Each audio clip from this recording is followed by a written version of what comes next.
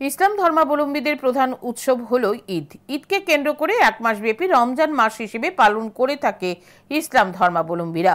এক মাস রোজা রাখার পর খুশির ঈদের আনন্দে মেতে ওঠে ইসলাম ধর্মাবলম্বীরা। বিভিন্ন ধরনের সেওয়াই দিয়ে তারা তাদের রমজান মাস পালন করে থাকে। ঈদকে সামনে রেখে আগরতলার বাইপাস এলাকার এক কোম্পানিতে তৈরি করা হচ্ছে সেওয়াই। কোম্পানিতে কর্মরত কর্মীরা বর্তমানে দিনরাত এক করে কাজ করে যাচ্ছে। কোম্পানির ম্যানেজার জানান, এবার সেওয়াইয়ের চাহিদা অনেক বেশি, তাই সেওয়াই উৎপাদন বৃদ্ধি করে দেওয়া হয়েছে।